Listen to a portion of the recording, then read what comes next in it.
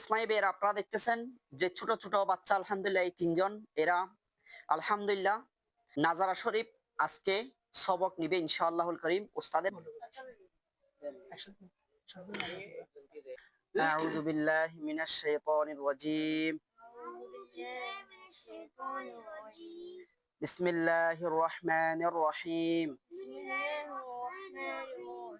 আলহামদুলিল্লাহি রাব্বিল আলামিন। আলহামদুলিল্লাহ এই মুহূর্তে রয়েছি ফেনী জেলা পরশুরাম উপজেলা সাতকুচিয়া দাওয়াত ইসলামীর মাদ্রাসাতুল মদিনায়। আলহামদুলিল্লাহ এখানে এলাকার সকল মুরব্বী যুবকদেরকে নিয়ে বসার সৌভাগ্য হয়েছে।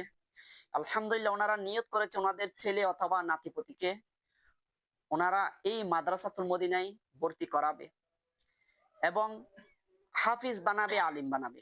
তো আপনি চেষ্টা করেন আপনার সন্তানকে হাফিজ ও আলিম বানানোর জন্য। আর বিশেষ করে এখানে আজকে যত আশিকানে রসুল আসছে ওনারা নিয়ত করেছে ইনশাআল্লাহ 5 ওয়াক্ত নামাজ আদায় করবে এবং নামাজের পাশাপাশি সকালে ঘুম থেকে উঠে মসজিদে আসা পর্যন্ত মুসলমানদেরকে ফজরের নামাজের জন্য জাগিয়ে দিবে। তা আমি আপনাদেরকেও বলবো আপনারা 5 ওয়াক্ত নামাজ আদায় করুন, অপরকে নামাজের জন্য দাওয়াত দিন। আল্লাহ তাআলা তৌফিক দান করুক। মুসলমানদেরকে ঘুম থেকে